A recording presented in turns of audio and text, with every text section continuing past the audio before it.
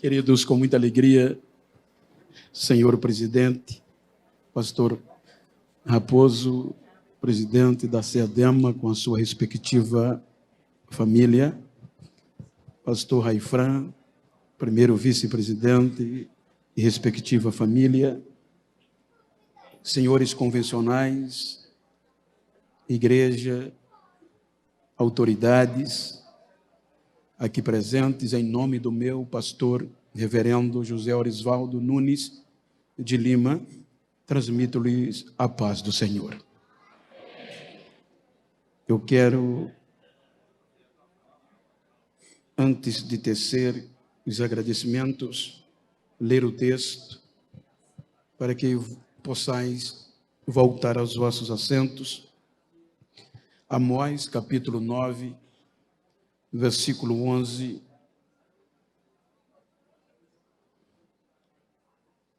Eu quero ler uma parte do versículo que diz: naquele dia tornarei a levantar a tenda de Davi, que caiu, e taparei as suas brechas, e tornarei a levantar as suas ruínas, e edificarei como nos dias da antiguidade. Ponto, vírgula.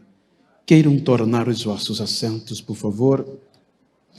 Enquanto gostaria de citar nomes, mas quero agradecer a Deus pela vida do presidente de honra, meu amigo, pastor Pedro Aldi, sua muito digna família, pastor Bezalael, presidente da convenção Alir do Piauí, e em seu nome a todos os demais pastores aqui presentes de outras convenções. É muito bom vê-los. Quero reverenciar pastor Osiel, alegria rever pastor Spurgeon, pastor Ricardo, pastor Reinero, e agradecer a receptividade, o carinho de me conduzir, de me receber, representando a cada um de vós, o pastor Manuel Costa e a sua família. Muito obrigado pelo carinho. Queridos, reverencio as autoridades políticas aqui presentes, Sua Excelência, senhora senadora, senhora deputada, excelentíssimas, senhora prefeita. É muito bom estar convosco no vosso município e quero agradecer-lhes por me receber de uma forma que me tem dado a oportunidade de por várias vezes, e eu oro para que Deus continue abençoando a vossa gestão. Queridos, eu sei que a hora já passou e eu aprendi que quando nós chegamos na casa de uma visita, nós não devemos mexer nos móveis. Se o móvel estar assim, eu, como visitante, posso até não concordar, mas não devo mexê-lo se um dia eu quiser voltar. Então, sabendo que o culto termina de 9, mas eu estou com a autorização do mordomo da casa, então me aguente aí mais um pouco, que eu saí desde 2 horas da manhã que estou viajando, e seria inconsciente e até feio da minha parte não dar pelo menos a palavra pastoral. Eu quero tomar por base esse texto para trazer ao nosso entendimento de uma forma celebrativa acerca do privilégio que nós temos. Os irmãos hão de convir que o profeta Amós é usado em um período de ruínas. E quando nós analisamos o contexto para chegarmos a este momento, Especificamente hoje, quero discorrer um pouco sobre a Bíblia Sagrada, para que nós celebremos com mais vigor, com mais vida este dia. Os irmãos hão de convir que a Bíblia nos mostra uma queda de uma classe chamada angelical. Esta classe era a única classe que tinha a responsabilidade de elevar do planeta Terra aos céus adoração, chamada anjos. Ezequiel nos dá uma deixa de como funcionava. Portanto, o ensoberbecer veio e Lúcifer encheu o coração de orgulho e quis ser igual ao Criador. E com isso, o juízo vem, eles são presos para o juízo final e a terra é submersa. Então houve um período de que a terra não se relacionava mais com Deus por conta do erro dos anjos. Quando nós vamos ao livro do Gênesis, a Bíblia diz que Deus dá ordem às águas para que se retire da face da terra e haja separação entre ambas. Deus chamou a porção seca de terra e as águas de mares. Então Deus vai investir na criação como um todo, trazendo um foco de luz para o homem e a terra. Agora, o capítulo 2 do Gênesis, a Bíblia diz que Deus criou o ser humano um pouco menor que os anjos, mas o coroou de glória. O capítulo 2, versículo 8, Deus estabelece geograficamente um lugar chamado Éden. Este é o único lugar no Gênesis de relacionamento entre Deus e o ser humano. Observem que a terra de novo tem adoradores. Mical, a terra tem seres humanos que vão elevar tributos de adoração a Deus. Capítulo 3 do Gênesis, este lugar é deteriorado pelo pecado e o homem é destituído da adoração, da presença de Deus, e o único lugar em que Deus geograficamente se relacionava com o homem é danificado, é fechado, é trancado, se podemos chamar igreja. A Bíblia diz que a igreja é fechada, proteção para o homem não entrar mais e o adorar e comer da árvore da vida, e destituído é da glória de Deus. O capítulo 6 do Gênesis mostra uma degradação no contexto terra generalizada, uma degradação moral e espiritual, e o dilúvio varre o Éden, a igreja desaparece. Capítulo 8 do Gênesis, sobreviventes pela graça, Noé e seus filhos são tirados da arca, e Deus faz voltar ao princípio, pede e autoriza que as águas se afastem da terra, e as águas assim fazem. Então Deus dá ordem à geração de Noé para que encham a terra. Este encher é confiança de novo, é Deus querendo habitar entre os seres humanos de novo. Porém, o capítulo 11 do Gênesis, o pecado deteriora a geração de Noé. Então, afastada, se espalha pela terra sem ter relacionamento com Deus. Aí vem o capítulo 12 do Gênesis. Aí diz a Bíblia que Deus vai investir pesado em relacionar-se com o ser humano. Capítulo 12 do Gênesis, versículo 3, diz a Bíblia que Deus diz a Abraão que por meio dele ia abençoar todas as famílias da terra, plural. Então, Deus, por meio de Abraão, investe em um projeto espiritual para que possa habitar entre os seres humanos de novo. Observem que Mateus capítulo 1, versículo 17, ele faz questão da forma geracional.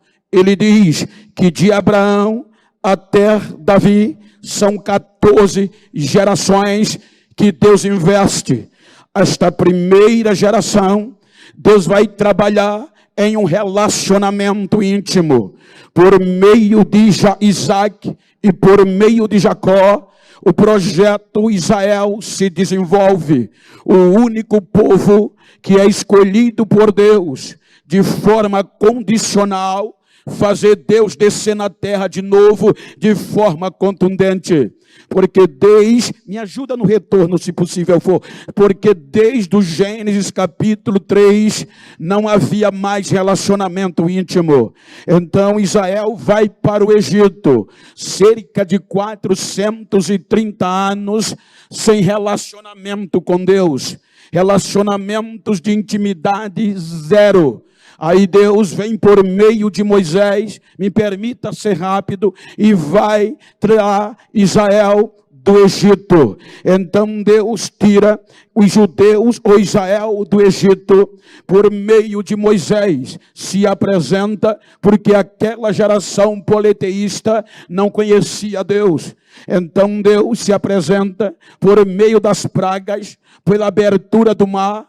E aí, depois que o mar se abre, o povo conhece Deus e começa a dizer: nós temos um Deus que salva, nós temos um Deus que livra, e Ele é a nossa bandeira. Então, eles saem pelo deserto, por um período de 3 meses, eles chegam e acampam na planície do Monte Sinai. Quando eles se acampam na planície do Monte Sinai, aí Deus vai tratar de relacionamento. Diz Moisés: propõe ao meu povo uma aliança de fidelidade. Moisés propõe o povo, Êxodo 24, versículo 3, diz o povo que está disposto a cumprir tudo quanto Deus falou. Agora há uma aliança. Agora Moisés faz um ritual com sangue de novilho para selar a aliança. Quando a aliança é feita, então Deus vai trabalhar de forma excepcional. De que forma, pastor? Saímos do capítulo 24 do Êxodo, entramos no 25. Então há uma aliança. Agora Deus vai trabalhar em habitar na terra de novo por meio de Israel. Aí diz o capítulo 25, a partir do 1º versículo, que Deus pede oferta ao povo para construir uma casa para ele morar, chamada tabernáculo. Quando do capítulo 25 do Êxodo ao versículo 9, então os irmãos vão ver as ofertas. Porém, agora Deus vai instituir a primeira peça a ser construída. Capítulo 25 do Êxodo, versículo 10. Farás para ti uma arca. A arca era o símbolo da presença. A arca era o símbolo de que Deus estaria no meio do povo e guiaria o povo. A primeira peça que ele pede para ser construída é a arca. Porém, Moisés constrói a arca. Aí Deus vai trabalhar durante 15 capítulos para concluir Moisés a casa que ele ia descer, porque desde o Gênesis não descia de forma coletiva. Então, quando nós vamos para o capítulo 40 do Êxodo, aí diz o versículo 33, Moisés acabou toda a obra do tabernáculo. Versículo 34, quando o tabernáculo terminou, aí diz que a glória de Deus desce na terra e enche a tenda da congregação, de maneira tal que Moisés não entrava na tenda, porque a glória, a presença de Deus enchia o tabernáculo. Agora Deus está em um lugar móvel chamado tabernáculo para o ser humano o adorar. Quando nós saímos do livro de Êxodo, vamos para Levítico, já que tem uma aliança de sangue, já que tem agora um tabernáculo, aí Deus vai trabalhar em como se chegar o povo e o povo se chegar a ele. O livro de Levítico vai começar com os sacrifícios, com as ofertas, com os holocaustos. Capítulo 2, versículo 13, disse Deus à casa de Arão: de todas as ofertas que vocês ofertarem a mim, não esqueçam de colocar sal, que é o sal da aliança entre mim e você. Veja que agora Deus vai fazer um pacto de relacionamento duradouro, ou seja, quase que inquebrável, por meio do sal, porque o sal é perene, os seus nutrientes ou ingredientes são perenes e eles são duradouros.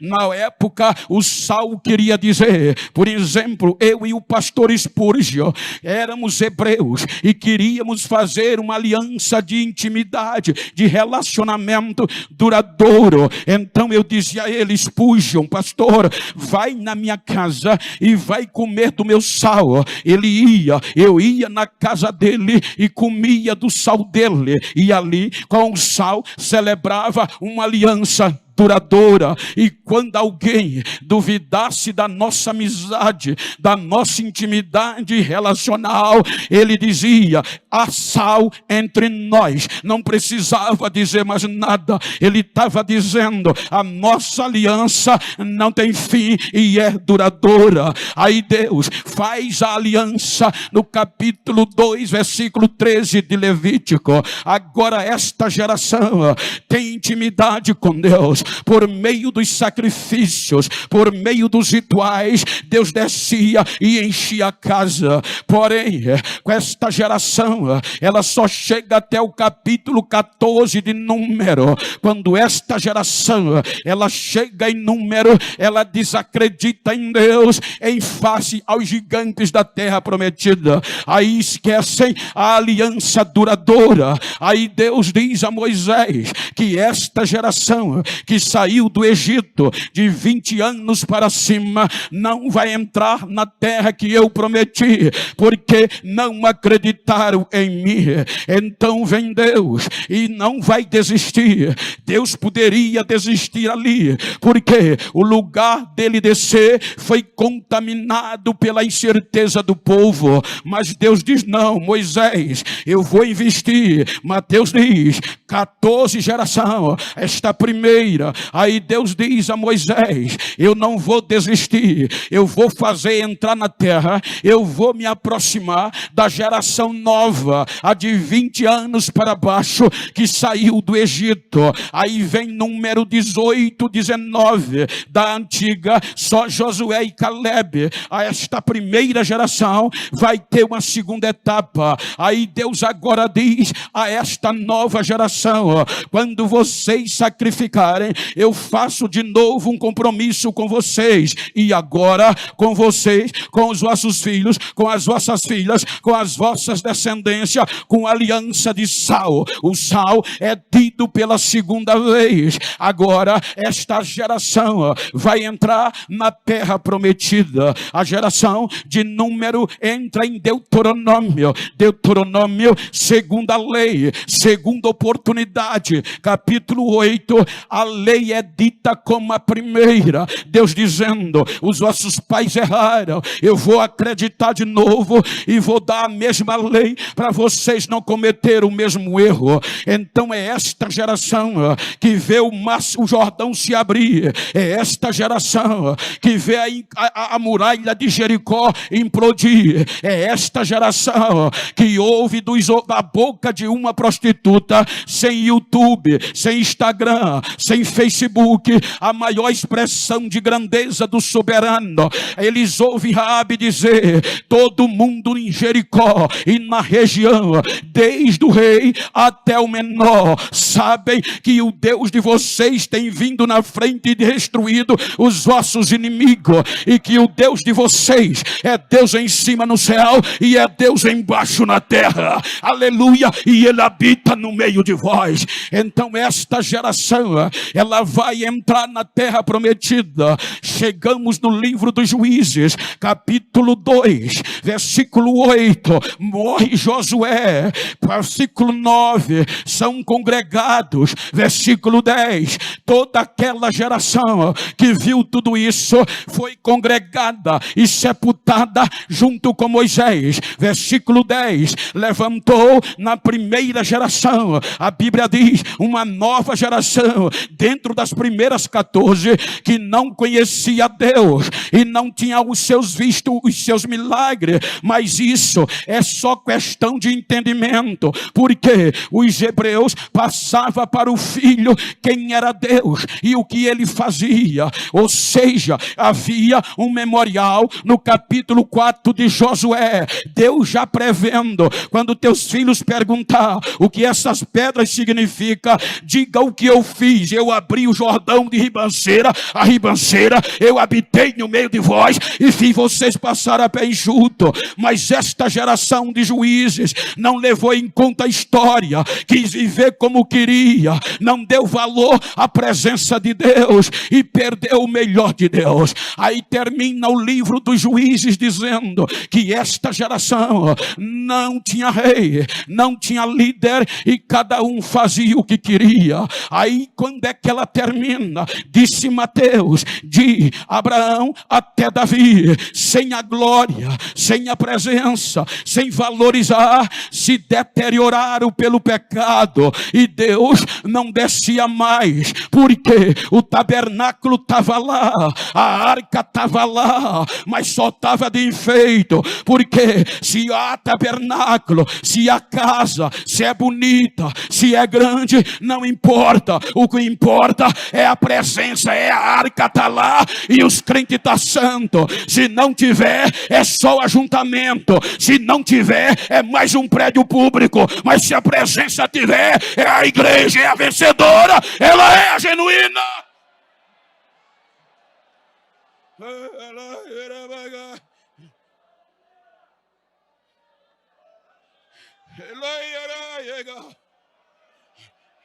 Desprezam Deus.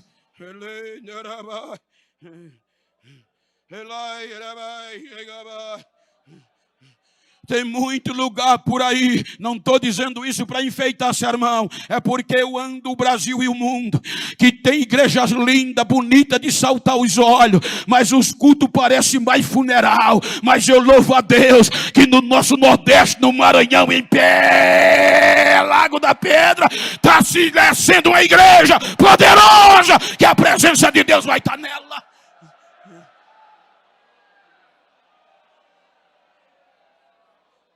Abre mão de Deus e pedem reis.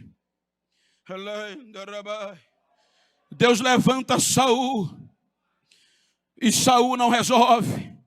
Aí Deus usa Samuel, esta geração, com tabernáculo, com a arca, mas não valorizou. E sabe como esta geração termina? Capítulo 4 do primeiro livro de Samuel, versículo 22. E Cabode, lá se foi a glória de Israel. Tinha a arca, perdeu. Os filisteus levaram. Eles estavam tão insensíveis que não foram buscar. Os filisteus devolveram, mas eles não tiveram coragem de ir buscar. E continuaram vivendo sem Deus. Aí vem Deus, disse Mateus, de Abraão, quer dizer, de Abraão até Davi. Ele mostra 14 gerações. Abraão, ele fala Isaac, Jacó, Rubem, Simeão, Levi, Judá, Zebulon, Gade, Asser, Naftali, José e a Benjamim. Aí seguindo as 14 da dinastia davídica, ele diz, Rubem, melhor dizendo, Judá, Perez, Esrom, Arão, Aminadab, Naasson, Amon, e vem por ali, Naasson, Aminadab, vem Boaz, vem Jessé, vem Davi. Davi entra, aí Samuel unge Davi, e Davi é rei de Israel. Não havia mais arca, Israel esqueceu da arca. Davi é composto de reis sobre Israel, todo no trono, poder de Davi, poder de tirar. Mas eu quero acreditar que Davi olhava, dizia, ser rei é gostoso, sentar no poder é bom demais, mas não adianta eu ter coroa, eu ter poder, e a arca está fora, e a glória não está dentro. Vou buscar, ele vai buscar a arca, traz errado, porque tem que ter santidade. Aí retorna, volta santo. Davi vai trazendo a arca. Quando ele vai trazendo a arca, que a arca vai entrar em Jerusalém. Irmã Maria, ele quebra protocolo. O rei salta, pula, ele cai no chão, ele embola, rasga o vestido, os crentes frios da janela, nem pro movimento foi. Dizia, o rei está doido, mas não era doidice não, filho. É que a glória de Deus é maior do que o cargo, a glória de Deus é maior que a coroa, a glória de Deus ainda faz a diferença.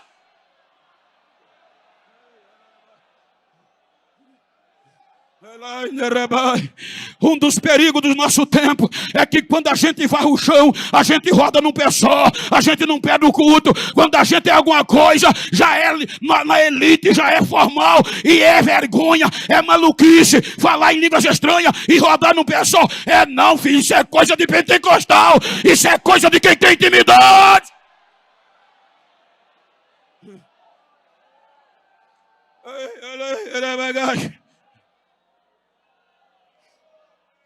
Dá uma olhadinha para quem está ao teu lado e diga a ele, se não gostar de barulho, se não gostar de fogo, vaza agora, porque o meu propósito é te incendiar. Diga a ele.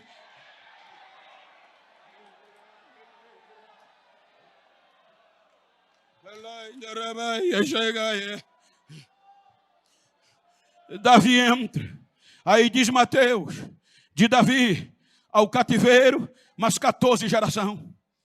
Aí Davi quer construir um templo e Deus não deixa.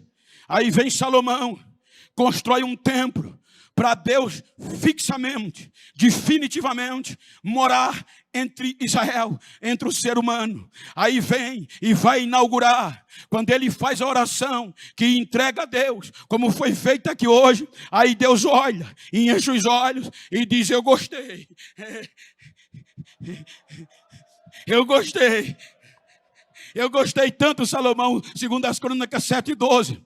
Se eu decidir dizer a chuva não desça mais, se eu decidir dizer aos gafanhotos, coma toda a lavoura da terra, se eu decidir isso, mas se este povo, que se chama pelo meu nome, se humilhar, orar, buscar a minha face, se arrepender dos seus maus caminhos, eu ouvirei a oração que for feita daqui, porque os meus ouvidos vão estar abertos e os meus olhos vão estar aqui. Versículo 16, eu habitarei aqui perpetuamente. Eu vou morar aqui no meio de vocês de novo.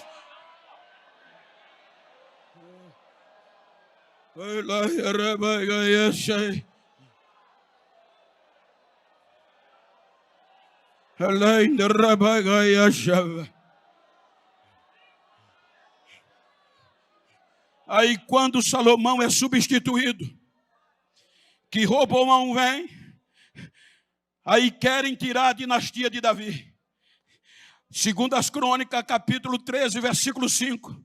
Roboão diz, não sabeis vós que Deus entregou a Davi a soberania de Israel, a ele e aos vossos filhos. E essa aliança foi celebrada com sal, Então Deus, pela terceira vez, faz uma aliança de relacionamento duradouro. Ou seja, aí diz Mateus, que de Davi ao cativeiro, mas 14 geração. E terminou o quê? Jeremias, capítulo 12. Capítulo 52, versículo 12 e 13. O que é que acontece? Vejam que o pecado veio, a desobediência veio. O templo de Salomão era tão bonito que encheu o coração e os olhos de Deus. Mas o povo adorou mais o templo do que o dono que habitava no templo. Falava mais do templo do que a glória do templo. Aí o pecado vem. E agora a dinastia de Davi, quem está? Uzias. Aí diz Isaías que Deus o chamou e mostrou o que estava acontecendo. Aí Uzias diz: eu habito no meio de um povo impuro e de um povo de impuros lábios. Eles me honram, Isaías, com os lábios, mas o coração está longe de mim. Tinha arca, tinha templo, mas não tinha coração em Deus. Aí Deus levanta Isaías e levanta o profeta Amós, quando diziam: acabou a dinastia de Davi. Aí Amós, capítulo 2, vai falar, versículo 4, do pecado de Israel.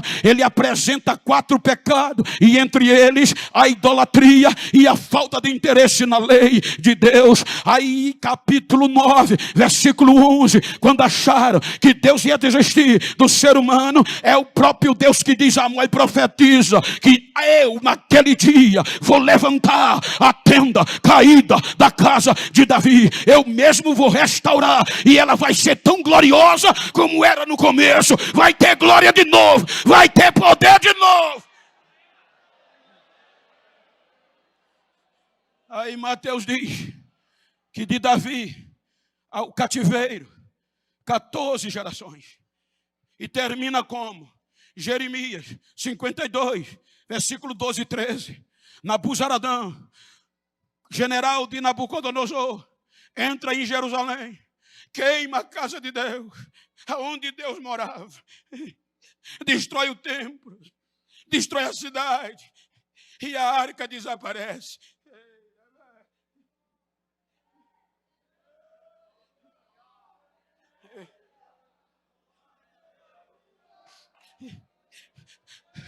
Aí Mateus diz, mas 14 geração, a primeira perdeu, a segunda perdeu. Aí Deus não desiste. Eles perdem a arca, eles perdem a morada de Deus e voltam a ser escravos. 70 anos, sem dinastia.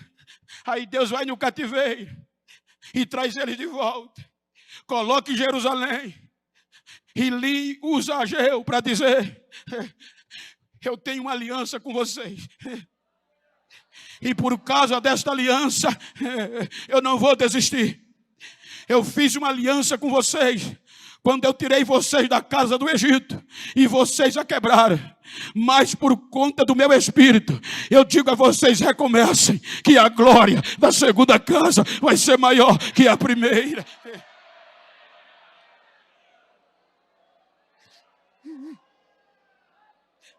Eles voltam.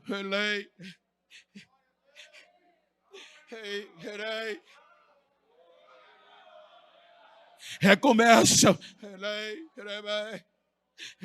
Aí Mateus diz: do cativeiro até Jesus, mas 14 gerações. Reconstrói o templo Zorobabel, mas já não tinha mais arca dentro dos registros. O tempo passa e iam afundando cada vez mais. Aí Mateus diz que essa terceira geração é composta de Salatiel, Zorobabel e Abiúde. Ele fala de Eliaquim, de Azor, de Zadok, de Aquim, de Eliúde, de Eleazar, de Matã e de Jacó, que foi pai de José, que foi marido de Maria. E ele diz que aqui não tinha arca, aqui não tinha poder, tinha culto, tinha templo. Vem o período intestamentário estavam no período intertestamentário. Herodes reformou o templo de Zorobabel. Era mais bonito do que esse, mais bonito do que o que eu congrego muito mais. Quem vai a Jerusalém, que fica no Monte das Oliveiras, se vê só a plataforma que Herodes fez para construir o templo, é de admirar só as ruínas. Só a plataforma impacta você, a ponto que o povo abria a boca e dizia: que coisa linda. Tinha culto, tinha bezerro morto, tinha gente importante, mas o culto era frio, porque tinha beleza, mas não tinha glória, tinha beleza, mas não tinha arca, tinha beleza, mas não tinha presença. Aí Deus faz o quê? Pensa em colocar a gente no projeto. E foi lido aqui: a gente não era povo, a gente era forasteiro. A ponto que os judeus diziam: gentios nem entra. A história diz, conforme Efésios, que havia uma mureta com a placa, letras dizendo: gentil não pode passar daqui, só entrava judeu. Quando as mulheres entravam, ficava no primeiro pátio. Os homens passavam para o segundo, olhava para baixo, via fora da mureta os gentios, e no primeiro de baixo as mulheres. Eles gritavam: obrigado, Deus, por não ter nascido mulher e nem gentil, para estar no lado de fora, não ter direito, ser imundo. Chamavam a gente assim, de forasteiro. Só entravam eles, daí para frente, sacerdote, e depois só por sorteio, e por último, um sumo sacerdote que tinha direito de entrar e adorar. A gente estava fora. Aí Deus vai investir pesado. Mateus diz: do cativeiro até Jesus, mas 14 gerações, e terminaram sem a arca. Aí Deus diz: agora eu vou investir o melhor que eu tenho.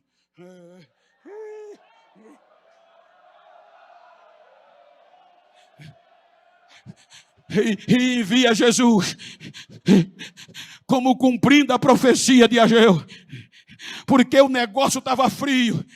Mas o que eu acho lindo é que Lucas capítulo 2, a partir do versículo 25, ele diz que mesmo no meio da frieza, Deus é demais. Tinha um crente, pastor, velhinho, do cabelo branco, e outra irmã chamada Ana. Eles não se conformavam com a frieza, e a oração era: Jesus, Senhor Deus, não me deixa morrer sem ver a glória entrar aqui de novo. Não me deixa, não me deixa, e vê a tua arca voltar. Aí o Espírito Santo diz a ele: eu te ouvi. Aí Jesus nasce. Aí Lucas, capítulo 1, versículo 30, ele diz que Deus vai restaurar a tenda caída. Veja que desde o cativeiro não há dinastia. Aí Lucas diz que o anjo Gabriel vai a Nazaré e diz: Maria, tu vai conceber um filho no teu ventre, tu vai dar o nome dele de Jesus. Ele será grande, será chamado Filho do Altíssimo, e Deus vai dar a ele o trono do seu pai Davi, e ele vai reinar sobre a casa de Jacó, e o seu reino não vai ter fim, não vai ter fim, não vai ter fim, não vai ter fim.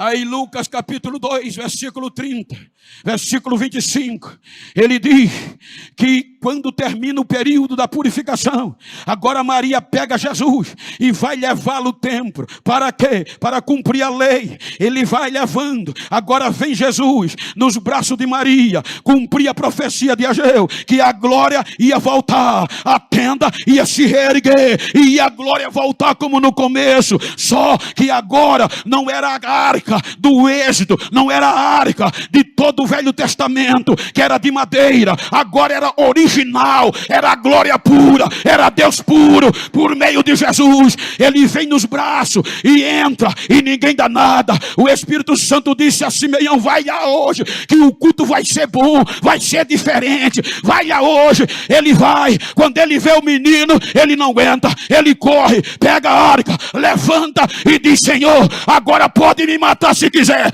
os meus olhos já viram a tua salvação, a glória de Israel, e a luz para os gentios chegou.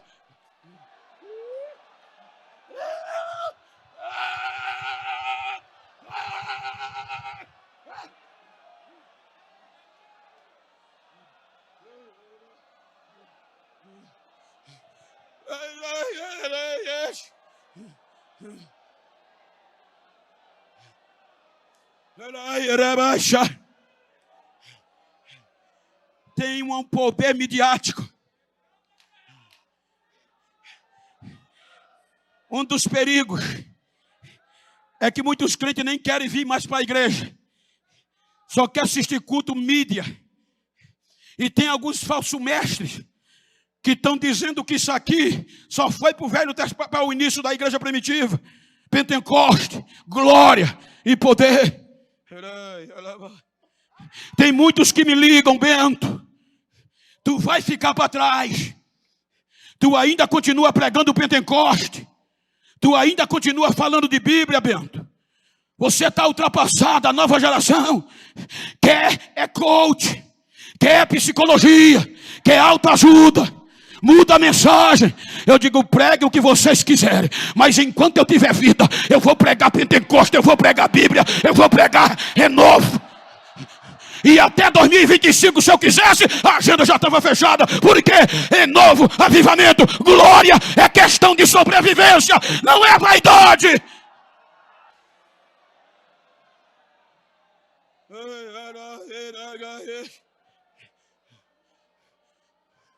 A primeira geração perdeu para os filisteus. A segunda geração perdeu para os caldeus. E a terceira desprezou e não valorizou.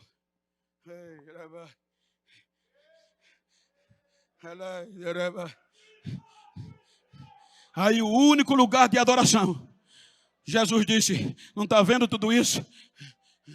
Não vai ficar pedra sobre pedra.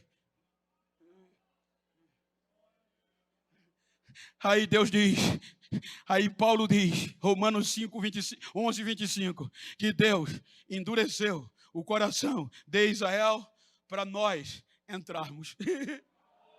Aí ele diz, e enquanto a plenitude dos gentios não se completar, Israel vai estar parado. Ele estava dizendo, aproveite, porque enquanto a trombeta não tocar, a hora é de vocês, a vez é de vocês.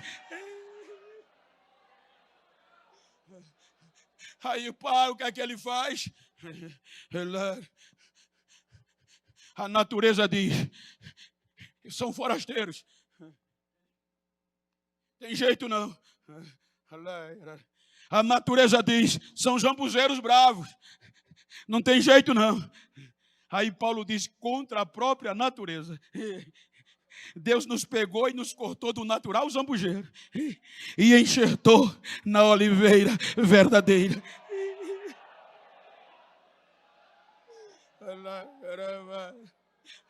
Ele vence o pecado na cruz. Aí Paulo, para tirar onda, escreve aos Efésios, gentil da Ásia, dizendo no capítulo 2, vocês estavam mortos sem Deus, vivendo na concupiscência da vossa carne, servindo as potestades do mal e mortos nos vossos delitos e pecado. Mas Deus, pelo seu amor, ressuscitou vocês com Cristo e agora vocês são salvos pela graça por meio da fé. E isto não é de vós, é um presente que Deus deu. Ele diz, vocês estavam longe, não tinham aliança com Israel, estavam distantes, mas pela cruz a diferença foi quebrada. Vocês foram salvos porque a mureta caiu, a mureta caiu, a mureta caiu. Não há mais muro, não há mais véu. Agora vocês podem entrar, agora vocês podem entrar. Ele vence. Aí vem Paulo. Dá vontade de correr aqui. Não, mas tem a ética.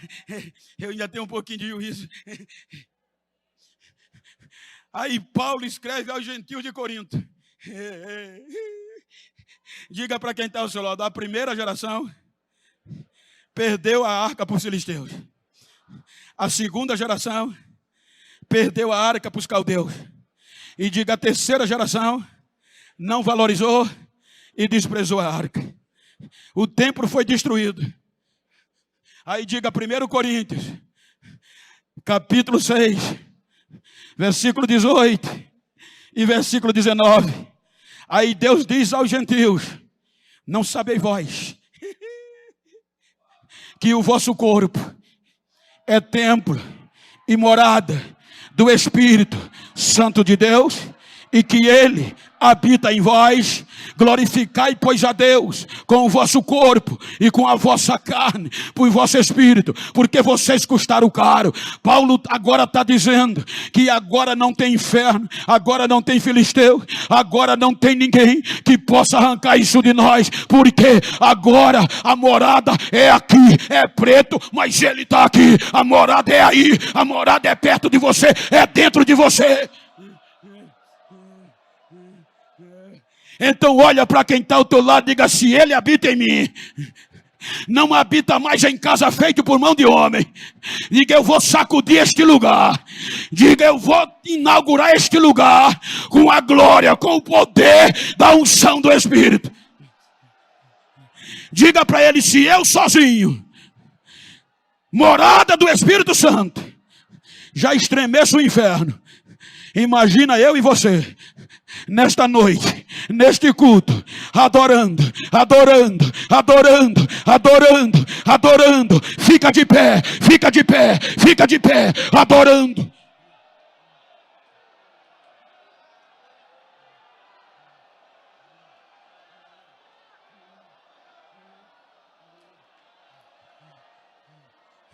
Agora imagina o que Pedro diz: vocês são a geração eleita. Agora imagina, as três primeiras perderam. Desde Jesus, tentaram de tudo para fazer tirar da gente. Veio a religião judaica, desapareceu. Veio em segundo lugar o sinédrio, a justiça para a igreja, desapareceram. Veio o Império Romano, tem que parar, caiu. Veio o Coliseu, castigo, humilhação, espetáculo, caiu, está em ruína. E a igreja está de pé, inaugurando um tempo glorioso. Está de pé, porque Ele habita em mim, Ele habita em ti. Então se Ele habita, deixa eu ouvir o barulho de glória.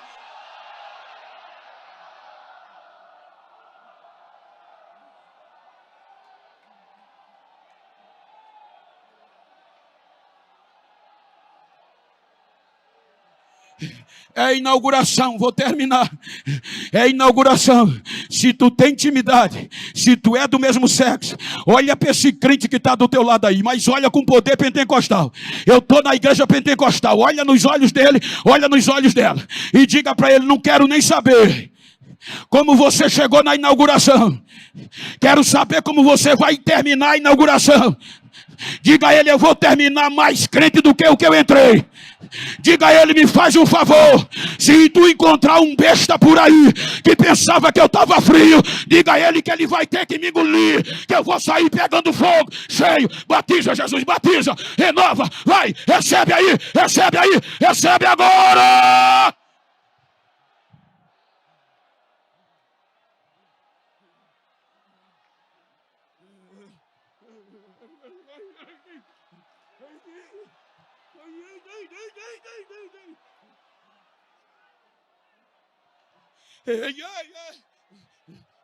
Soberano Deus e eterno Pai, em nome de Jesus, eu elevo a voz na submissão do pastor da igreja, da convenção.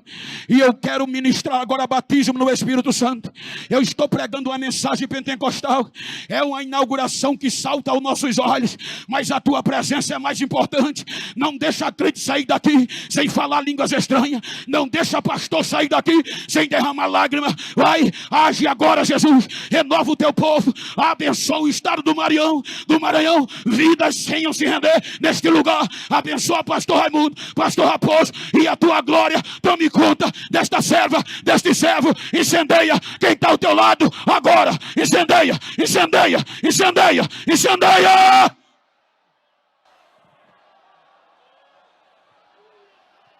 Oh, glória!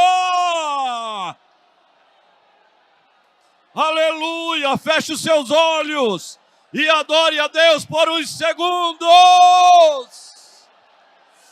Oh!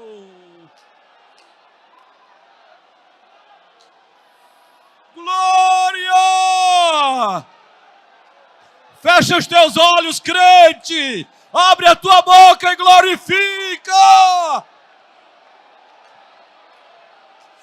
Oh, aleluia.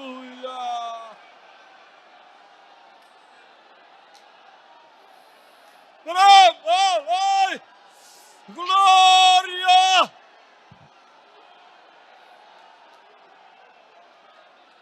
Aleluia. Aleluia! Glória a Deus! Glória a Deus! Glória a Deus! Aleluia! Glória a Deus! Ó, meu irmão, fecha os teus olhos e abre a tua boca e glorifica o nome do Senhor. Exalta o nome do Senhor, porque Ele está presente.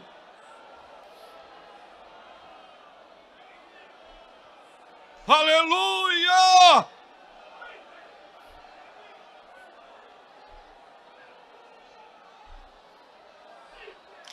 Aleluia! Te adoramos, Deus! Te adoramos, Senhor!